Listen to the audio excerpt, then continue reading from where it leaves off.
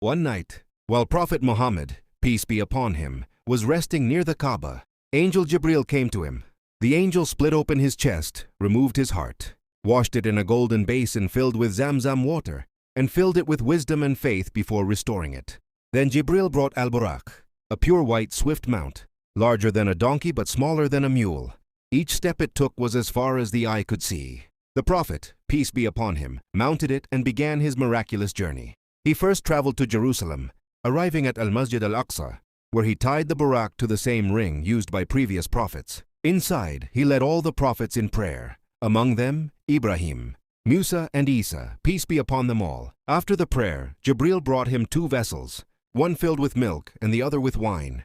The Prophet, peace be upon him, chose the milk, and Jibril said, "You have chosen the natural disposition, fitra, and had you chosen wine, your people would have gone astray." Then began al-Mi'raj, the Ascension. Jibril took him up to the heavens. At the first heaven, the gate was opened after Jibril identified himself, and the Prophet, peace be upon him, met Adam, who greeted him and saw the souls of his descendants, those destined for paradise on his right, and those for hell on his left. In the second heaven he met Isa and Yahya, peace be upon them, who greeted him with peace. In the third heaven he met Yusuf, peace be upon him, who was given half of all human beauty. In the fourth he met Idris, peace be upon him, the one raised to a high rank. In the fifth he met Harun, peace be upon him, beloved by his people. In the sixth he met Musa, peace be upon him, who wept upon learning that Muhammad, peace be upon him, would lead a greater nation than his. In the seventh heaven he met Ibrahim, peace be upon him, leaning against Al-Bayt al-Ma'mur, the heavenly Kaaba, where 70,000 angels enter daily, never to return again. Beyond the seventh heaven, he reached Sidrat al-Muntaha, the Lote Tree of the utmost boundary, whose leaves were like elephant ears and fruits like great jaws. It was covered by indescribable colors and lights. From its base flowed 4 rivers, 2 unseen rivers of paradise, and 2 made visible on earth by the Nile and the Euphrates.